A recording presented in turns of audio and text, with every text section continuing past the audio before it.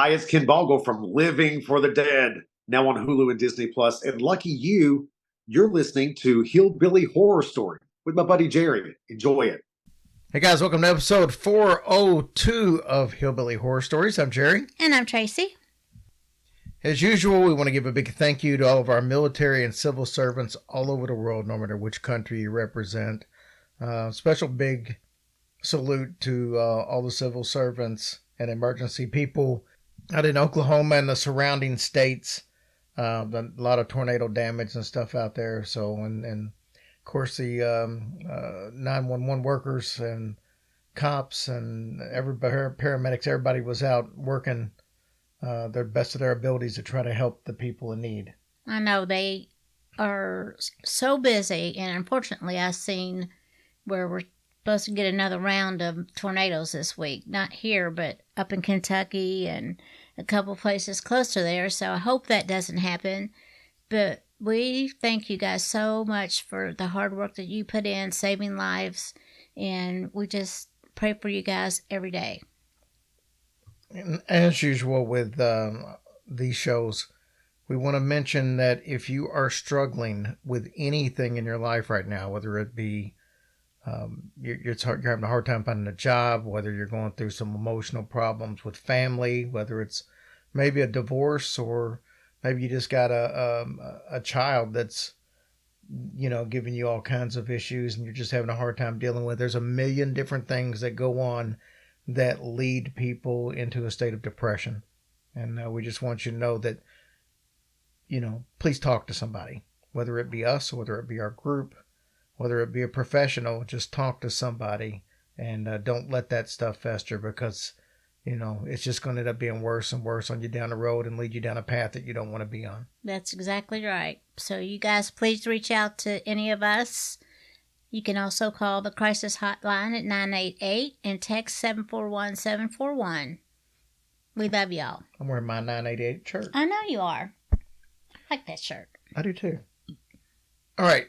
So before we get into the episode, and I think this is a really good episode, we're going to top it off with some special guests, Brian and Donna from Paranormal Adventures. They share some stories of, their paranormal investigating, and they've been all over and going all over as well. Oh, good, good. I bet they have some great stories. They do have some fun ones. All right. Thank you guys for doing that.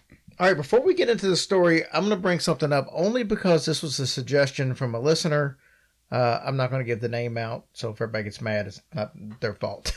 But they suggested that we do a virtual tip jar on our website. Now, we've always had a donate button, but they suggested that we put dollar amounts on it, and if somebody wanted to just make a one-time donation, it just makes it easier. They don't have to put in a dollar amount. They don't have to try to figure out how much to give or what little.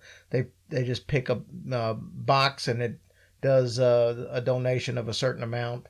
I thought it was a cool idea, so we upgraded and did away with just a donate button, put that on there. So if somebody wanted to be kind enough to throw a couple of bucks our way, or a couple of thousand. Yeah. Oh.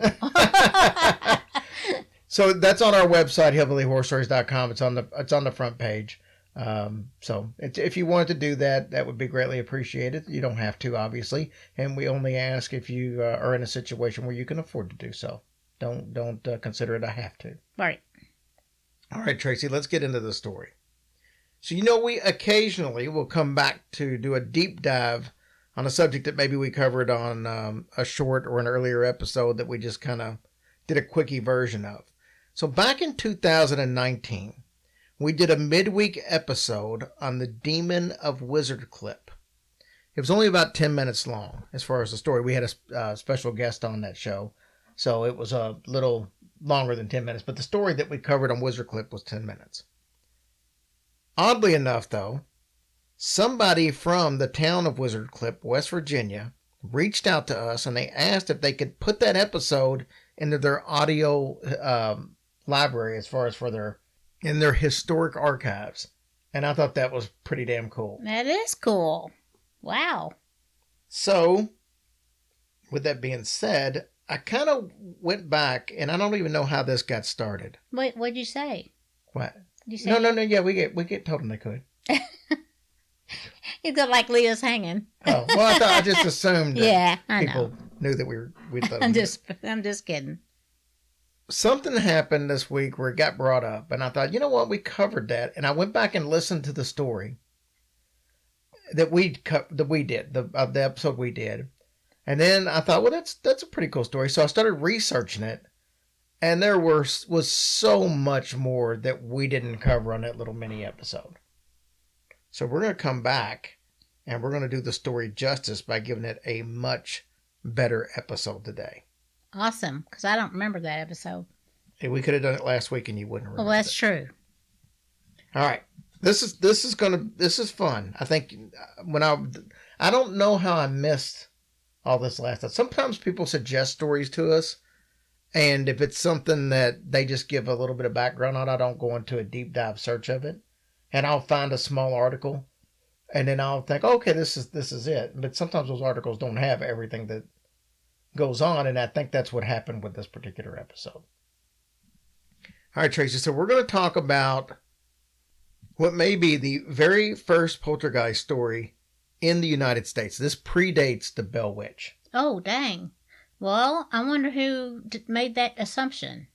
I don't know. I guess because they've looked at big stories, and this one goes back to 1797. Nice. So that might be why. So we're going to go to a place called Middleway, West Virginia. Like I said, we're going back to 1797. Now, of course, back then, there was no West Virginia. Oh, okay, It was all just Virginia. Yeah. And the city at the time was called Smithfield, Virginia. I love their hams. I know, isn't that right? I like Boar's Nest better. Go ahead. Boar's what? Nest. What Boar's is it? head? Oh, yeah, Boar's head. Yeah, boars don't make nests. They tend to not lay eggs. Though the eggs would be delicious. But you know what, though? That boar's head is so good. Plus expensive. It's expensive. Well, probably not compared to today, but sorry, I guess I'm hungry. Go ahead. I don't mind the boar's head, but I don't like when they use their teeth. Ew. All right, so let's go back a little bit further than 1797. We're going to go all the way back to 1739, February to be exact. That's when John Adam Livingston was born in Lancaster, Pennsylvania. That's Amish country. Okay. Now, at the age of 33, it's kind of like Jesus. We just skip through all of it and just jump right to age 33. Mm-hmm. So, at the age of 33, he inherited his father's 70-acre farm, which, of course, was in Smithfield, which is now Middleway, West Virginia. So, are you following me? I am. Okay. I'm right behind you. In 1772, he moved his family there. He had 3 sons and 4 daughters, and of course a wife. So Adam, as we're going to call him, John Adam Livingston, but he went by Adam. Adam Livingston and his wife Mary were devout Lutherans. That is going to play a huge role in this thing. Now, I'm sure there's a lot of people out there that's not exactly sure what a Lutheran is. Obviously, it's a religion, but it comes from the teaching of Martin Luther. Okay. Martin Luther was alive during the time of the Protestant proclamation. That's right around the 16th century. He was eventually exiled for being a political enemy of the Romans, and Lutherans do believe that Jesus Christ is a Savior and that he was crucified for our sins. So that's the same as most Christians. But there are some differences if you get into it. Now, I'm telling you this because it's going to come into play in just a little bit. So now, 1794. It's a very cold, rainy night. Picture this. The family, they're sitting in the living room. They're all huddled around the fire, trying to keep warm. They were eating their dinner. And there's this loud knock on the door. 3 knocks. Bam, bam, bam. Adam gets up. He's going to see who's at the door at this time of night. Apparently, that was just a no-no back then. Well, yeah. Knocking on the door at 7, 8 o'clock. Right. Plus, it's nasty outside. Right. He opens the door, and there's an older man standing there completely drenched. I say older, closer to middle-aged. Mm-hmm. He told Adam that the wheel on his wagon busted. So he has no way of going anywhere. He has no way of getting it fixed until, the morning at least. Right. So he wants to know, is it possible that he can spend the night? Well, Adam had a reputation for being a very kind and hospitable man in town. His wife, not so much. But she don't want no strangers up in there. Well, I think she just had I think the whole time I'm researching this story and I'm hearing about the two of them, I think about Little House on the Prairie. What's the Nellie's mom and dad? Oh, yeah.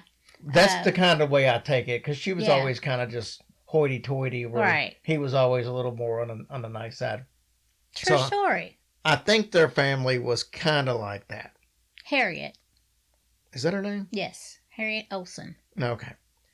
All right, so John says, yeah, you can come on in and you can sleep the night here.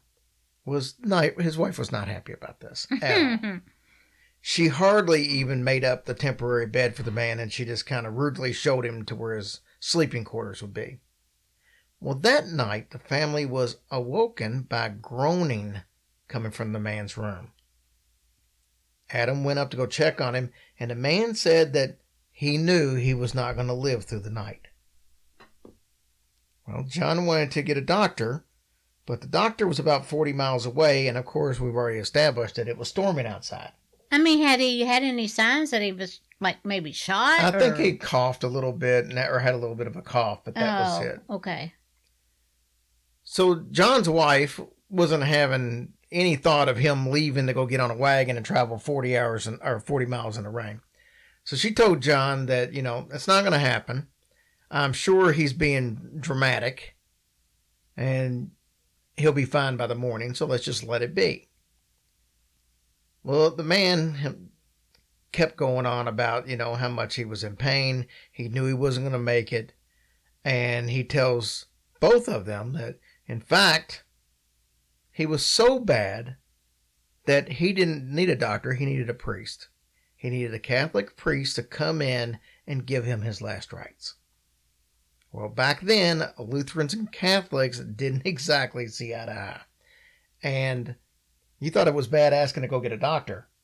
Well, Adam even made the comment that no Catholic priest would ever cross the threshold of his house. God, that poor man's just striking out all over the place. Well, I did a little research, and I found out that Lutherans had a very extreme idea of priest back then. And in fact, they felt like priests were like Satan's adversaries. No And kidding. some of them even had horns on their head and all this. This was their belief. So on top of that, there wasn't a Catholic priest anywhere near their farm. So the man, convinced he was dying, begged again for a priest. Again, Adam Livingston refused, and soon after, the stranger died. Aw. I wonder how that made him feel. I'm sure he felt guilty. So out of respect, Adam hired a man by the name of Jacob Foster to sit with the corpse. Now, there is some confusion on who Jacob Foster is. Now, what I am telling you, though, is all this that I'm talking about is true. So this isn't legend or myth. This is all provable stuff. Oh. Now, the Jacob Foster that was there are some reports that he was just a man that he hired to come in and work. There was another couple of stories I read that said that he was one of the family's slaves.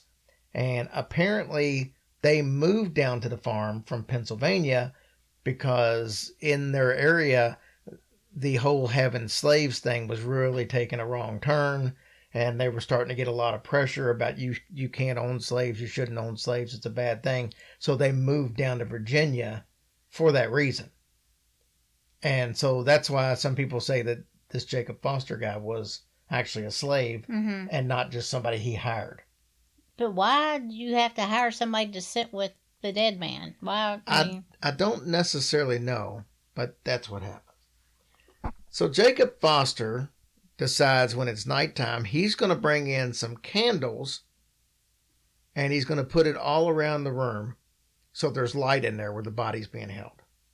I don't know what the point of it was, but that's what they were going to do. Well, it sounds nice, though. At least they're trying to... Sounds not like... He wouldn't fix him a bubble bath, too. No, I know that, but it's better than being there in the dark. Right, and I'm assuming, like I said, it's all out of respect. So Jacob comes in there, he lights all the candles, and then they all blew out. Even though there was no breeze in the room whatsoever. According to Jacob, he didn't feel any breeze. So Jacob tries to relight the candles multiple times. Every time the exact same situation happened. So eventually, he tells Adam Livingston about the situation. He brings in 2 candles that they were just using in the other room, thinking maybe the other ones were defective or something. I don't know how you have several candles all defective. Well, I don't know either. Unless it's like those birthday candles that you can't blow out. But this would be the exact opposite. So he brings in these candles and he lights them. And as soon as he does, they blow out. Well, this freaked Jacob Foster out so much that he fled the house. Well, kind of makes you think.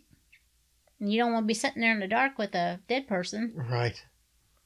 So the following morning, they got a bunch of help from some neighbors, and Adam buried the man on his property.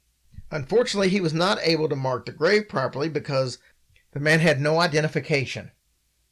Yeah, so, I mean, it's hard to know anything about him. They didn't even know his name. Yeah, that's so sad. So they ended up writing unknown on the marker. Now, just so you know, on that land out there today, nobody's really sure where the body is. No kidding. Because the marker and stuff's been It's lost gone. forever. Right. Tracy, soon after the burial, all hell would break loose. The entire Livingston family would be bombarded by the constant sound of horses galloping around the house. I wonder what that's from. Probably horses. Duh. I mean, why is that being the thing that's making noise, I wonder? I'm not sure, but on the very first night this happened, Mr. Livingston, he kept walking up and down the house and he's looking outside, but there were never any horses outside. They could all hear them, but nobody could see any or figure out what the source was. It was then determined that the sound was actually coming from inside the house, from the walls. How did a horse get in the wall? I don't know. If that wasn't bad enough, the following night, something would happen that would send fear into the entire family. As they're all sitting in the living room, they're just enjoying the warmth of the fire. Logs in the fireplace stood up on their end, floated a little bit, and they flew out of the fireplace. Come on. They were having to put out little small fires all over the living room. This happened night after night, so much to the point to where they had to quit using the fireplace and they all just started wearing multiple layers of clothes to try to keep warm. Wow. So you would think that would solve the problem. Wrong. Various members of the family would go into their bedrooms, and of course they would find their bed engulfed in flames. What? I don't know how these families where they had the beds are constantly catching on fire, like at the store we did a couple weeks ago. I don't know how they keep replacing their beds. I mean, could you imagine if that was like a Tempur-Pedic? It was like a $6,000-$7,000 mattress. I mean, I'm guessing they didn't have Tempur-Pedic back then. Oh, you think? But even still, even if you just had a feather bed, that seems like that would be hard to replace. Or would you just sleep on one that's been charred? Yeah, that's bizarre how that's happening. So, I don't know. But that is what was happening. At nighttime, there was an array of sounds that would happen. Even more common than the horses' hooves clanging all over the house were the bangs and the loud knocks that they would hear on the home's door late at night.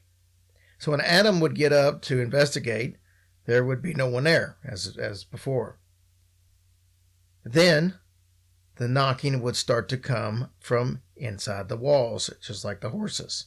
All of this would keep the family up night after night after night, and it would eventually make them sleep deprived. Oh, I'm sure.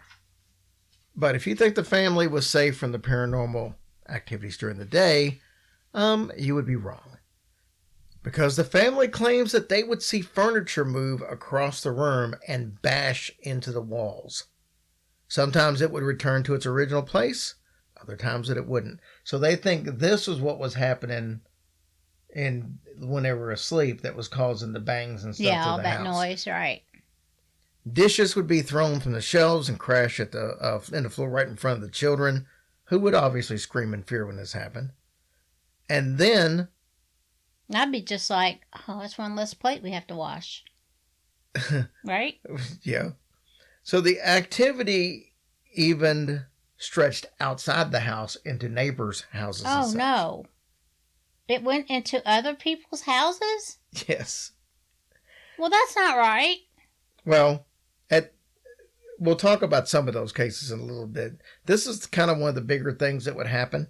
This is another one of those parts that's got multiple stories to it. But angry men would come knocking on their door, and they wanted to know why Adam had strung a rope across the road, because it was keeping them and their horses from being able to get through this main thoroughfare and go where they needed to go.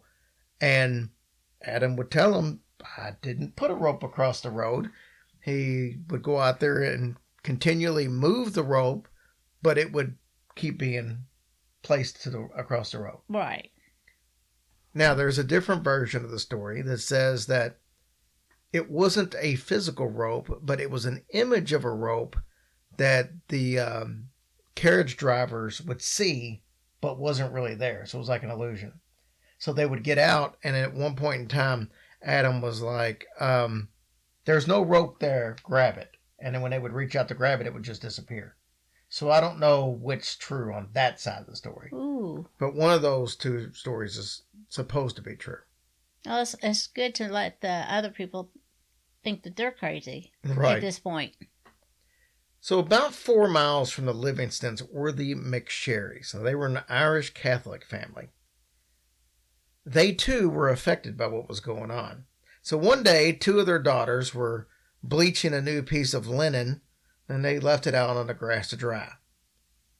Now, how many times have I told you not to bleach linen and leave it out on the grass to dry? Well, I know, because it's going to turn the grass not green.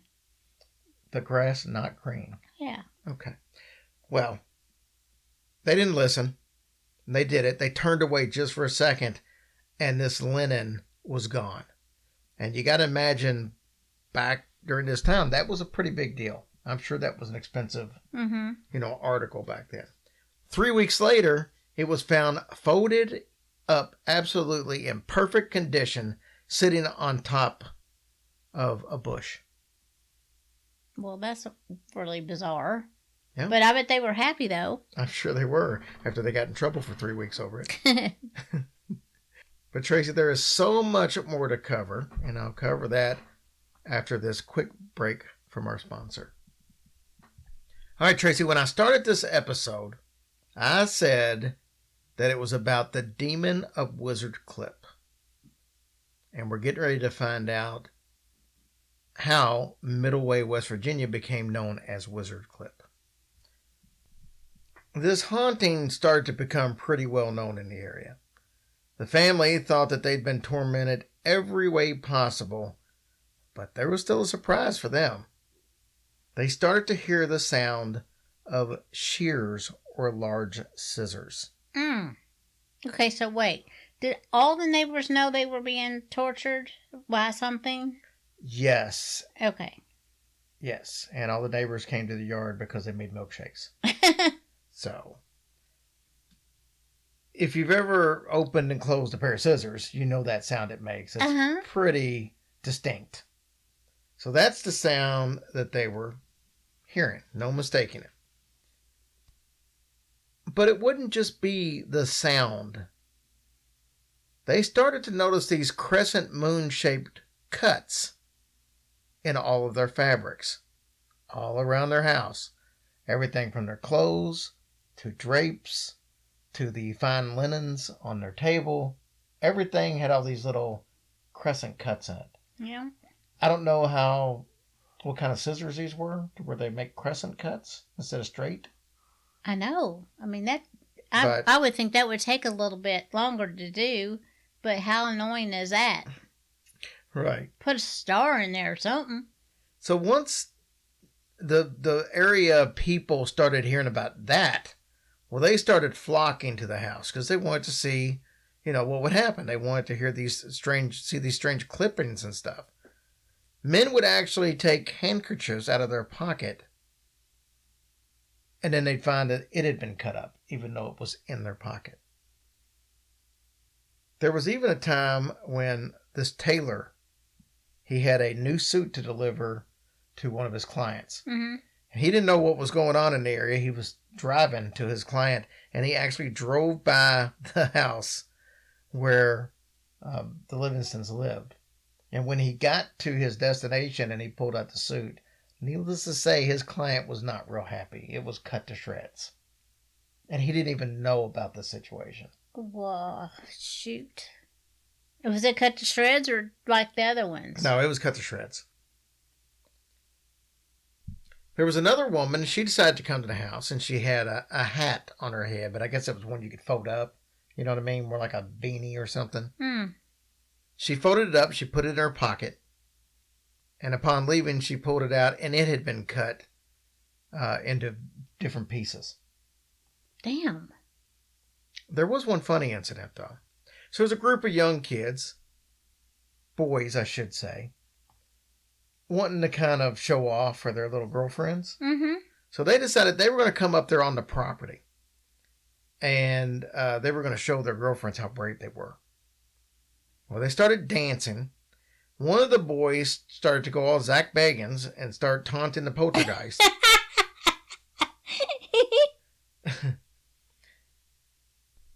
They all start hearing the familiar snipping sound.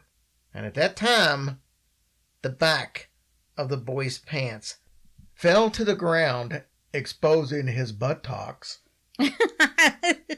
Oh my, how embarrassing. I'd imagine that was pretty embarrassing for a boy to have his rear end seen by all of his friends and girls back in the 1700s. Yeah, I can just see him giggling and then putting her hands over her eye and then just running away. Now, all that seems like a lot of fun, in general, but it would become way more malicious. So one afternoon, Mary Livingston was in the garden, and she had a few friends over. I guess they were having like a little tea party or something. And this cute little family of ducks came, waddling by, a little mama duck and a bunch of baby ducks.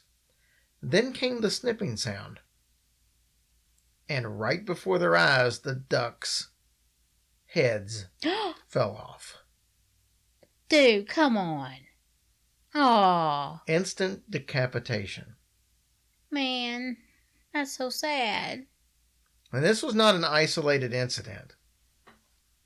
This happened to all the poultry that they brought onto their property, whether it be turkeys or chicken, ducks, any kind of birds that they brought on their property. This would happen to. Well, eventually it's going to happen to them anyway, I guess. Yeah, I would think they would just. At least they went ahead and cut the heads off. Yeah, I mean, if they were going to eat the chicken and turkeys anyway, they're just saving them a step. That traumatized me when my grandma did that. She took a big old axe and then she did it, and it was just really gross.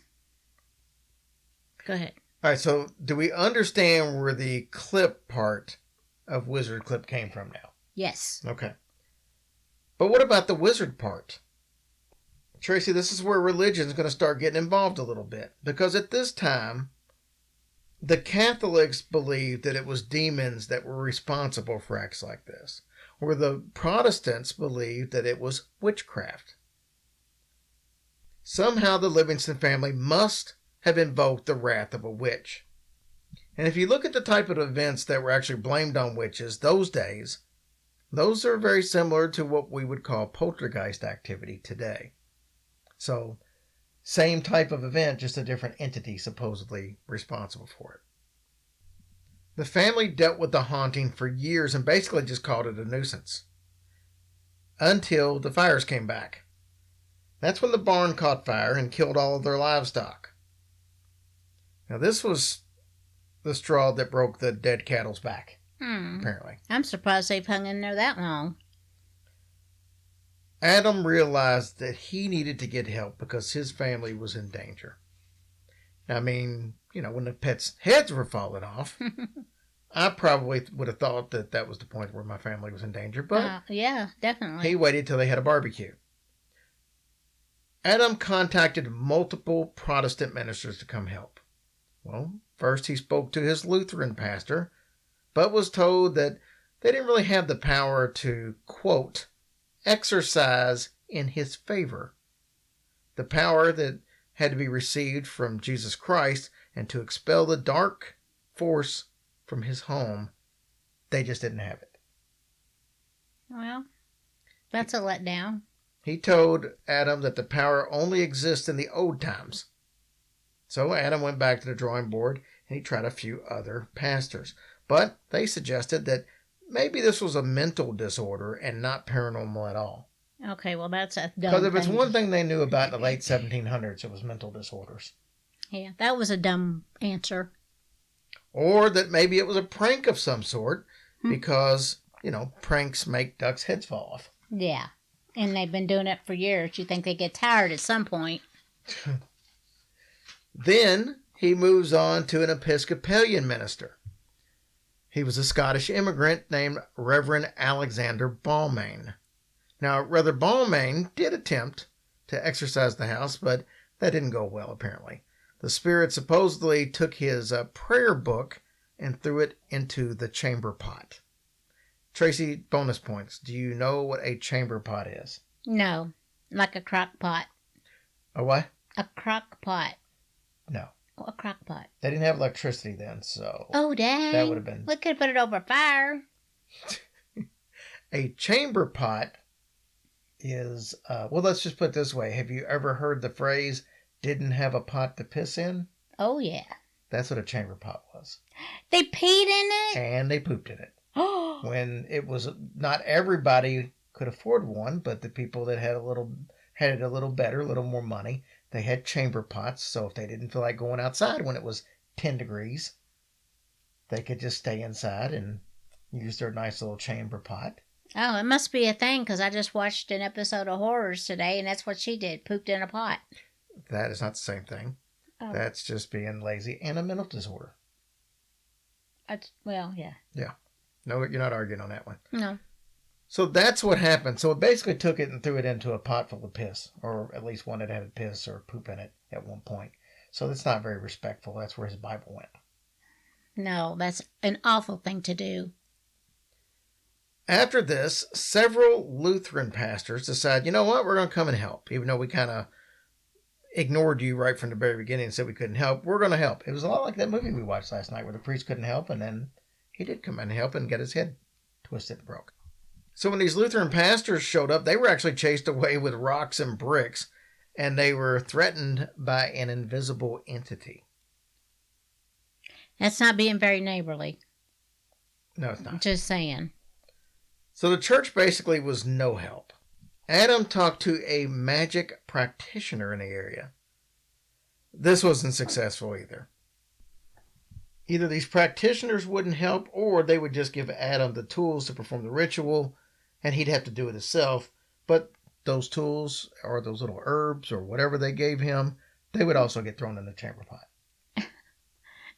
So they didn't even get a chance to try. No. Tracy, there are several versions of the Wizard Clip stories, and each one kind of varies a little bit depending on the side of the fence you're hearing it from. You've got Protestant versions, and you've got the Catholic viewpoints. Most of what I'm going to tell you from this point on is coming from the Catholics' versions of things, okay? Okay. So it might be viewed a little more biased towards Catholics, as you can imagine. After the failed attempts to actually get help, Adam had a very strange dream. In this dream, he sees a man dressed in a robe. He didn't know who this man was. He'd never seen him before, wasn't familiar with the clothes that he was wearing. Everything just looked completely new to him as far as what any of this stuff was. In the dream, a voice said to him, "This is the man who will bring you relief." Oh, man. I bet he was like, oh, thank you. So he starts telling his friends and family about this strange dream. Remember we talked about the McSherrys, the Irish Catholics that lived 4 miles away. Well, they said, you know what? I think you've tried everything else. You need to try a Catholic priest. Definitely. And they said, it sounds like what you're describing, that's what you saw in your dream. Well, we know how he felt about Catholic priests. Yes. But at this point, he was, he's up against the ropes. I mean, he'd been doing this for years. He's tried everything else. And now he's like, you know what? Let's give it a shot. So the family is more than welcome to try to help him out a little bit. They call a Father Cahill, and he visited the home. Needless to say that Father Cahill was very skeptical of the events that had taken place in the house.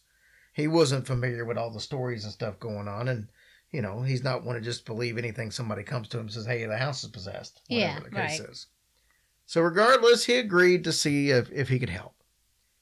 Before the priest even arrived, a small bag of money had went missing from one of the Livingstons' trunks. This had been weeks before, okay? Mm-hmm. Not right before, it had been weeks before. When the priest got there and crossed the threshold, the bag of money appeared right on the floor. That dirty little snake. And Father Cahill was probably like, hey. Well, y'all were going to reward me good. Heck yeah. So Father Cahill went through the entire house. He said his prayers. He was sprinkling holy water. He completes his prayer service in the house. And believe it or not, things did calm down for a while. They didn't completely stop, but it was better than what it had been. So they had had no luck at all with anybody. Now they were having some luck. Within a week, they were contacting the priest again.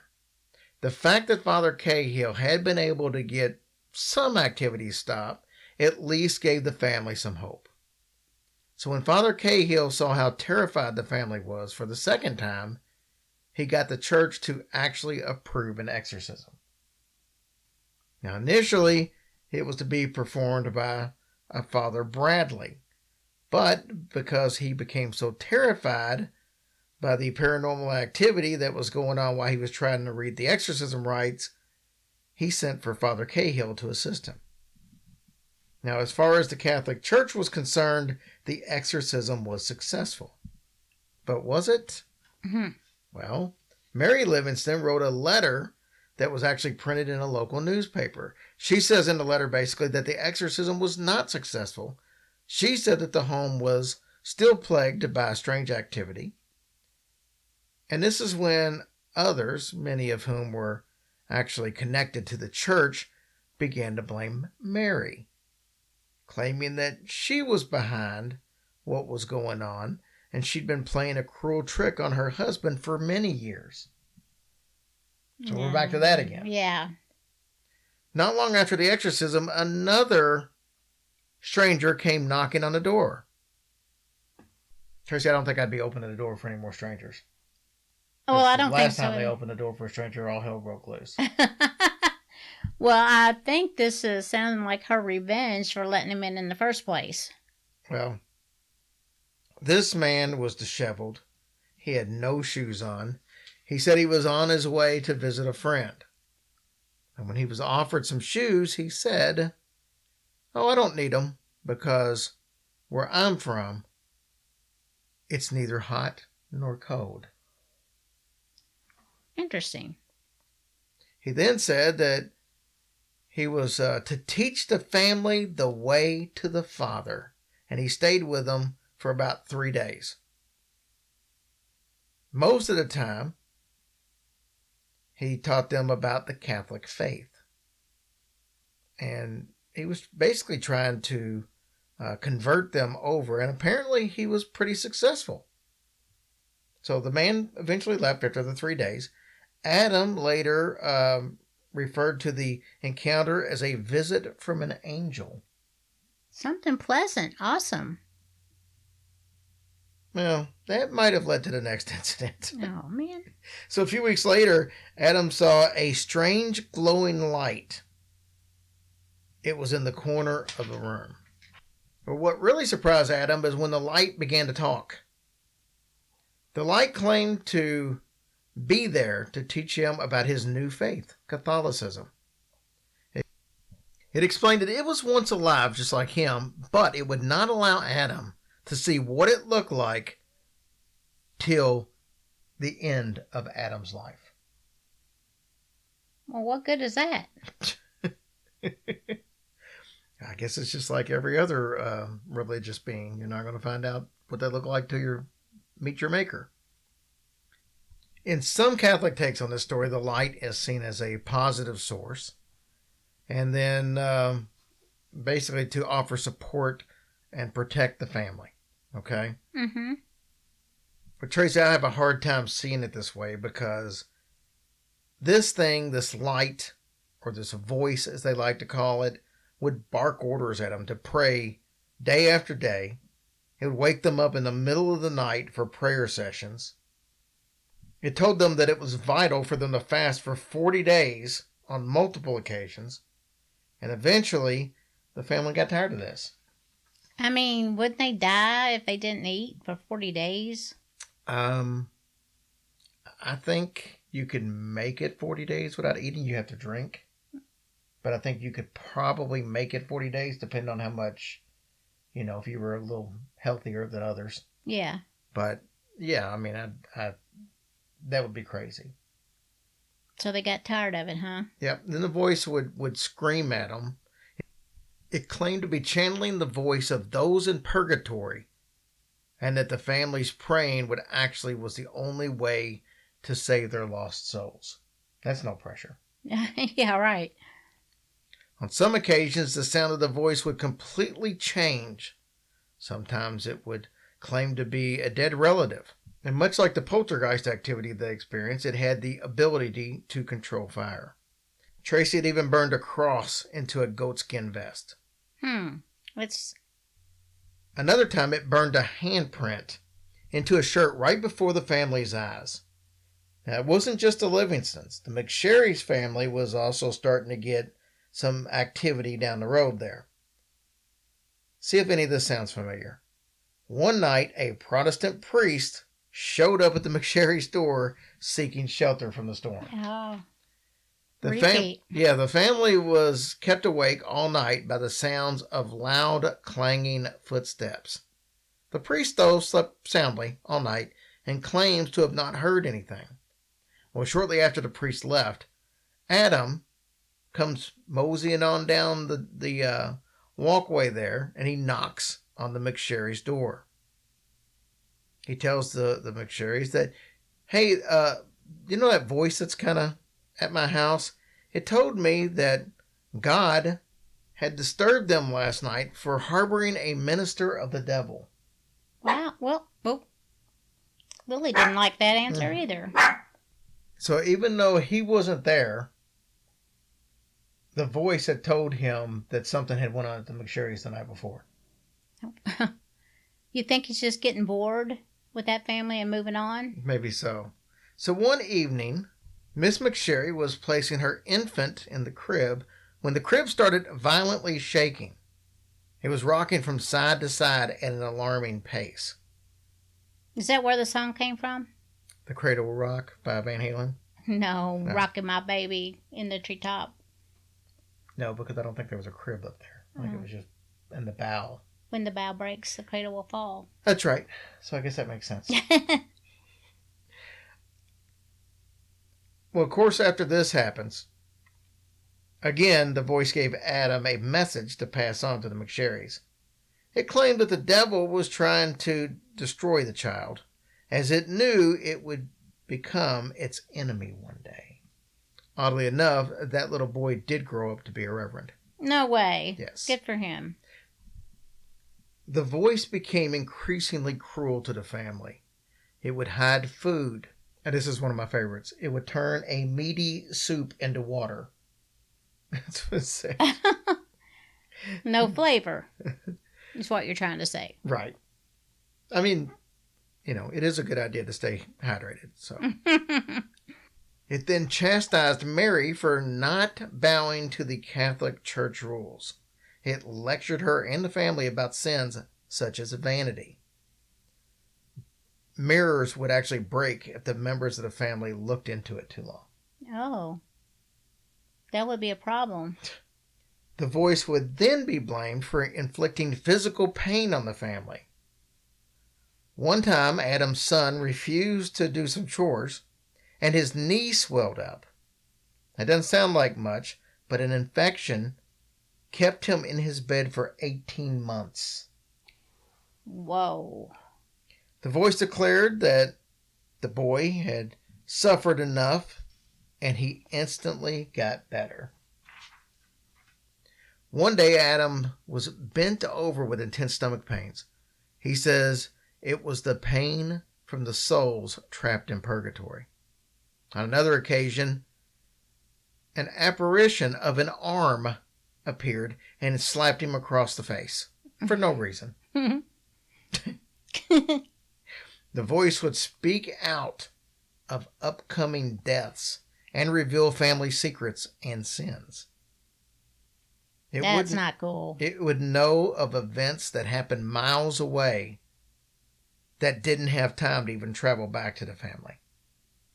Damn, can't get away with nothing now.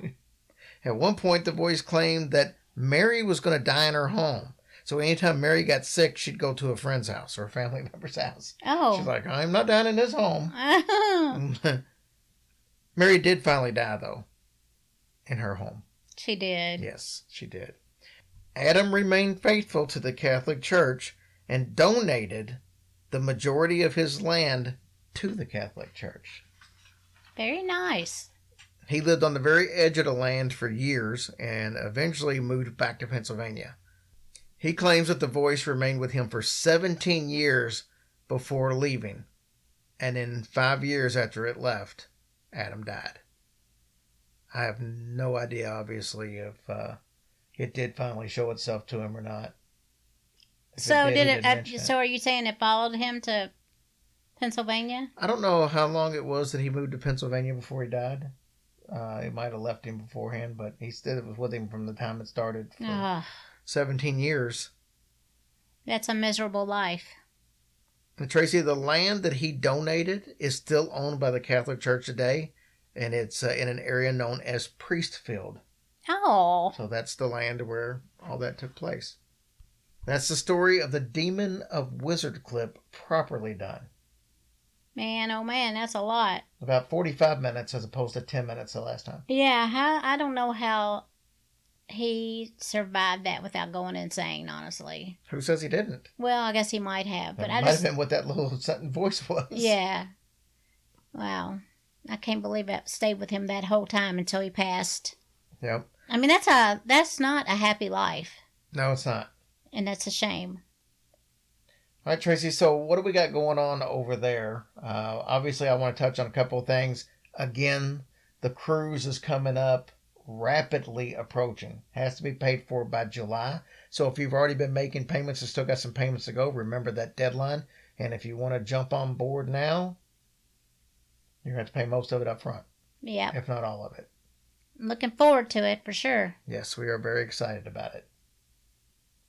I was just talking to Nick the other day about he can't wait either. Oh, good. Good. But he thought it was the Love Boat. It's not the Love Boat. But that's going to be fun. We have the St. Augustine show with History Goes Bump. That will be a full-blown show, projector, everything. It'll be the only one we do that way this year. Come see us there. Tickets are available on the website. And like I said, we put the virtual tip jar up there if you guys want to do that. That's up there. What do we got going on for reviews and stuff? Well, we have 2 this week. Kay Cummins and Good Old Mojo. Lobster never lets us down ever. Thank you guys for doing that for us. We appreciate it. And it helps us a whole lot. And I don't know about Patreons because you didn't look up.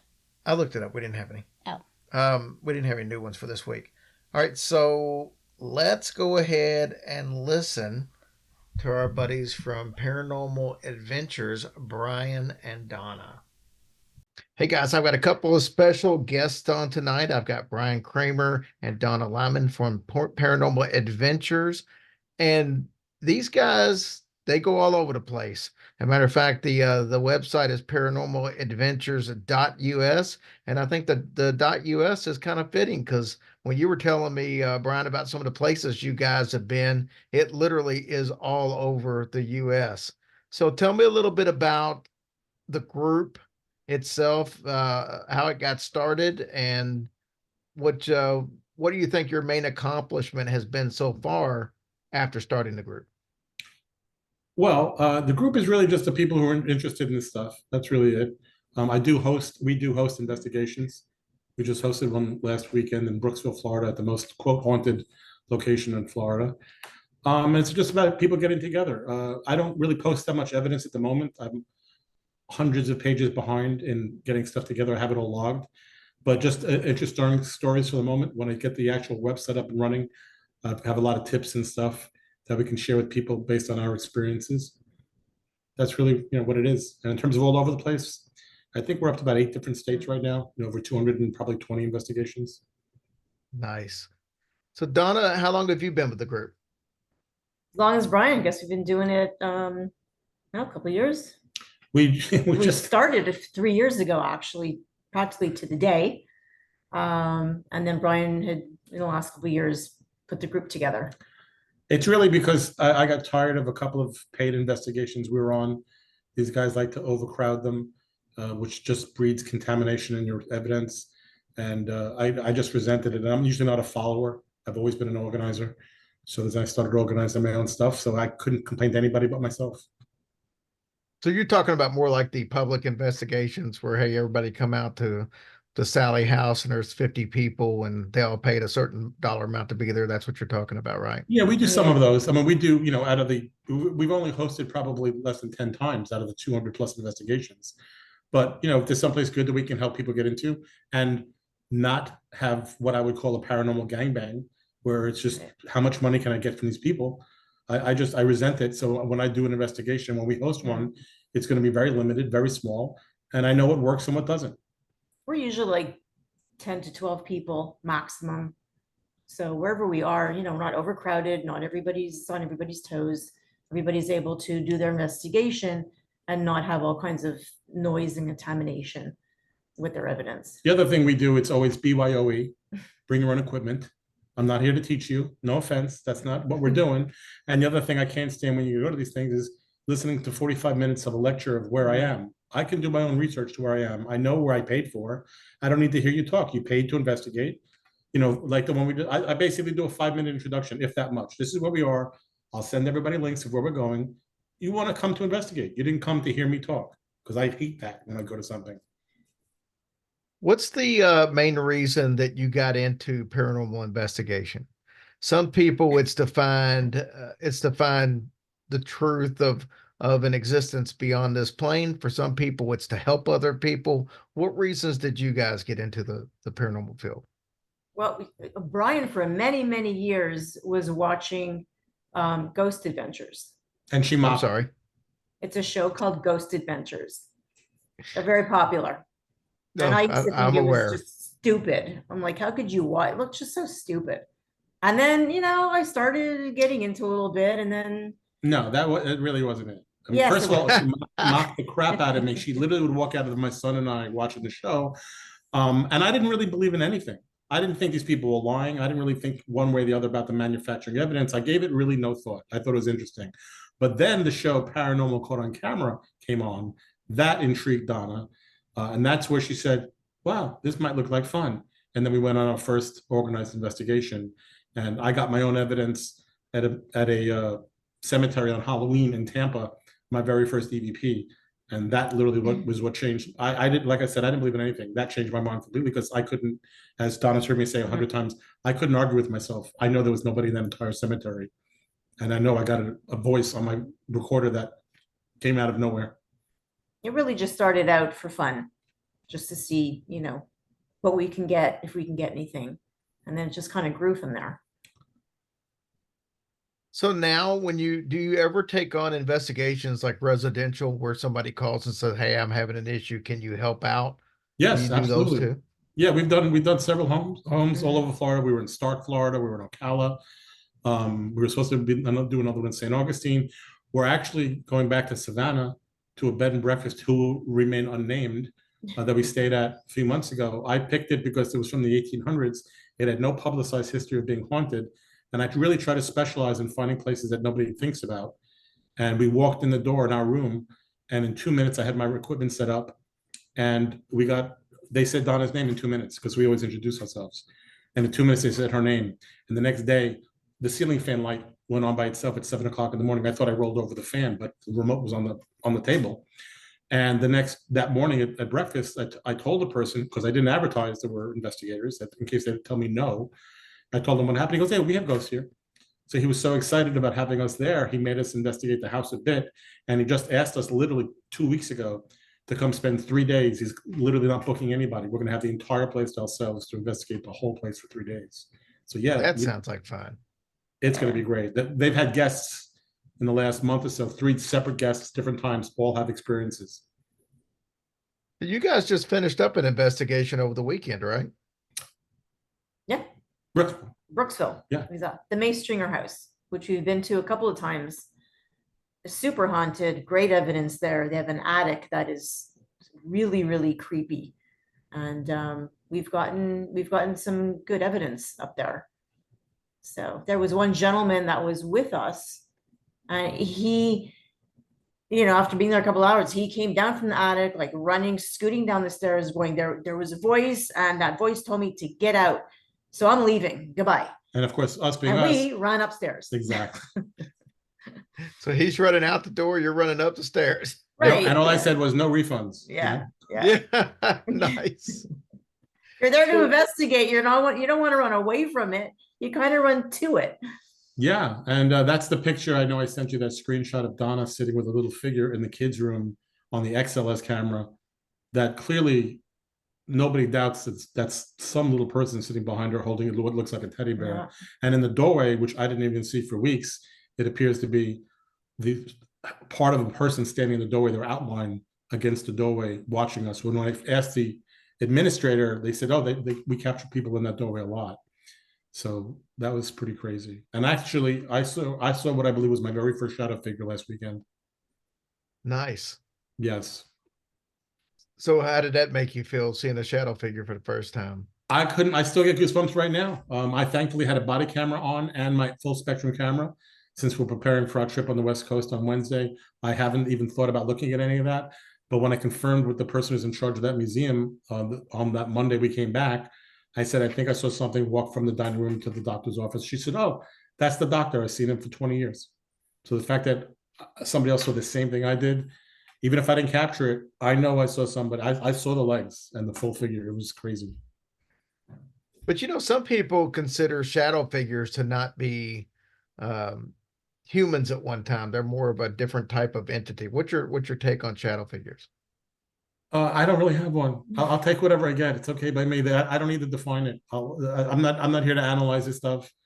This was the shape of, I know what you mean. I've seen things that look like blobs. I've seen the real video on television of stuff that does not look like it's a human figure. Who's to say that it isn't a human figure that just can't take full shape? I don't know. But I know what I saw. I clearly saw what the shape of a person standing up, and I saw the legs, as they walked across. So who's to say there aren't both? Well, here's a question for you, because we got connected through a Facebook group, Haunted Florida, and I had mentioned that I was new to town. You guys obviously have done a ton of stuff in Florida. Give me 4 or 5 locations in Florida that you think are the most haunted by your experiences, not necessarily the list that you would see on, History Channel or something. What are the 4 or 5 places you guys have been to that just blew you away? Well, I think for me, it was the old jail in St. Augustine. That was the first time I feel like I got touched in there. We were in a cell and something swished by my hair. And, we were new to it then. But that's what I'm told it feels like. Like spider webs. Like you're walking through like spider webs. Yeah. That's interesting. Yeah, we had that there. We had another, the lady that was running that Oh, investigation right, yeah. had an XLS camera or an SLS camera that you can explain how She how it killed it. works. She'd watched Annie, whatever her name is, on Kindred Spirits before, and she's standing there. I was across in another part of the jail, and I hear her screaming my name. So I come running across the jail, and she's standing in front of the camera with her hand out. So she did what she was supposed to do on TV, and she said, "Can you touch my hand?" And she was telling us, we're behind the camera, and we're watching the SLS camera. It was an S, not an X at that time. And when she's telling us where these three spirits, these three these two stick figures were climbing all over her, and she's telling us where they are. We're not telling her. Yeah, I was able to feel, it's almost like static electricity. So I felt it on my forearm, and I told them I'm feeling something here. And Brian and the woman said, it's touching you. It was like caressing me in the same place that I felt it, And we having also, not seen it myself. it also looked like one of them was like on her bag, a child. was trying to get into her bag. And that we actually have on our Facebook Yeah. page as part of that SLS video. That was pretty crazy. I also pissed off the warden in there. I said something about his kids. We tried to remember yesterday what he said to Yeah, I me, remember what that but it was a was. clear Class A Spirit Box response, and we don't use apps. We use real spirit boxes. That he got indignant, and I just laughed. Said, "I can even piss off a spirit." It was awesome.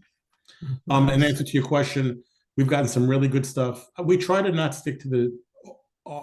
We try to stick to offbeat if we can. That isn't the places that everybody's going to. The Fort Dade battlefield in just outside of Mayaka. We've got, I think we captured residual cannon fire. We brought cap guns as a trigger object that we shut off. And at one point I said, "You want to hear me shoot my gun off again?" And on our SB-11 at the time said, "Yeah." So we shot the gun off again. And then deep in the background, I swear we got residual cannon fire. I got one of the best, as you said about not asking stupid or boring or repetitive questions. We always go into this trying to ask questions that everybody always isn't asking. Why should you want to talk to me? Is how I always look at everything I do. And I asked, we're in a battlefield from 1830. It's pre-Civil War, but it's still deep South. And I said, "What do you think about the United States having a black president?" And clear as day came out of our spirit box, blasphemy. One of the most relevant answers I ever got. That was pretty amazing in Florida. Even we were just in Fort Christmas Cemetery by Christmas, Florida, this past weekend, also on the way to May Springer. And we've only done not even an hour there, and we've gotten really, really good activity there too, including a full name. Oh, wow. So I matched up that name on a Confederate website to the same. This guy was like out of Illinois, but full name, same name. Donna, give me an instance where maybe you felt like you bit off a little more than you bargained for, as far as maybe there was something that kind of scared you a little bit, or where you're like, I wouldn't really signed up for this. Yeah, we were at a cemetery in Merritt Island, which is near Melbourne. Yeah. So we went at night. Brian and I went together alone at nighttime. It's 10 o'clock at night, pitch black there. We walked onto the cemetery, and all of a sudden I heard like footsteps in the like the crunching of like branches kind of thing. And I heard that, and I wasn't sure. I didn't say anything. Neither did I. And then we heard it again, and I looked at him like, "Did you hear that?" He's going, "Yeah, I heard it the first time too." And then we had I pulled out the thermal camera. Yeah, thermal camera will show red if something is alive. And we pointed it all around in the area we heard the sounds, and there was nothing living over there. So, and it clearly sounded like footsteps. It didn't sound like an animal, like it wasn't shuffling or straight. Right. It was like definite footsteps. That totally freaked me out. We left. No. Then we heard it again the third time. And then we left. And she's like, "We are out of here." And and we've never done cemeteries alone at night. After that. Only with other people. We've done it with another friend of ours, usually and joins us for that. I will not go there alone again. That freaked me out. Brian, same question. Have you had an instance that kind of freaked you out more than you thought it should have? No, I'd love to have that. We watch all these shows, and it's like, I want to know what's going to make me run. I really do. I hope it happens one of these days. I've had some really freaky things. We've been cursed at. We got cursed at last weekend in May Springer again. We've been cursed at. I've been what I call REM podded out of a room. Do you want me to leave? And the REM pod goes off in response to me asking that question. I've been REM podded out lots of times, but no, I have yet to find something that's freaked me out like that yet. This is for both of you. We'll start with Donna. Give me one of the most gratifying situations since you started doing this. Was there an instance that somebody was so thankful that you were able to help them with a problem, or something where maybe you got an EVP or something of a child that just warmed your heart, something like that? I don't know. Did we get? It might have been sitting at May String with their kids sitting with you, and that was pretty, like they wanted to play with you. Yeah, like excuse me, at the actual time, not really. We'll see things or hear things when we look back. If we look at something where we're listening to the recorder. I'm trying to think of what, I don't know. I have an answer for that one. I was at the USS Intrepid in New York twice investigating. I do what I call guerrilla investigating, which is I'm going to go do it until you tell me I can't do it. So I'll do that any place, including the Mob Museum with the Saints Valentine's Day mask wall and the bullets they pulled out of those guys. And the first time I was there, I got some stuff which was mind-boggling. So in fact, I do. I'm still dumbfounded every time I get something. It's still absolutely, since I didn't believe in anything, is shocking to me. So the second time I went back prepared. If you're not familiar with the Intrepid, it's an aircraft carrier in World War II. And about 60 or so naval men were killed during a kamikaze attack in the hangar deck. So in the hangar deck, this time I went back prepared. I brought a separate recorder with the recording of a kamikaze plane. So I sat down there, set up my spirit box, set up my recorder, I press play, and you hear a kamikaze plane coming, and then this voice, clear as day, Class A, saying, really fast, but absolutely make audible, the enemy is coming. Unbelievable. A little bit more down the road in the same location, because I always try to ask, what if there's something we can do for you or help you out with? I said the same thing. And this voice came back and said, I said, what would you like us to know? And it said that we're heroes. So I still got goosebumps thinking about that now. I was at the Trade Center location. I grew up in New York. I was there at 7 years old when it wasn't finished yet, wouldn't go up with my grandfather. And at 3 o'clock in the morning, I put on my recorder first, then I heard it in my spirit box and said hi. And at least like 15 to 20 different voices in like 20 seconds said hi. That was crazy. Yeah, I could definitely understand how that kind of could send the goosebumps up and down your spine. Yep. Well, let's do this. Let's talk about, I'm gonna let Brian, I'm gonna let you tell me a story, your favorite story from your paranormal days in the last couple of years. Which one just stands out above any of the others? I have a lot, but honestly, it's probably my favorite EVP. And we've gotten some really great stuff. Really, really great.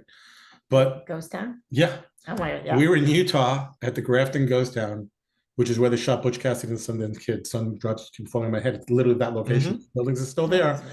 And we did about an hour and a half. And it's like 6 p.m. We've been on the road all day. And it's 110 degrees. And Donna runs back to the car. And I'm leaving behind her. And I turned around saying to myself, literally, I'm probably never going to be back here.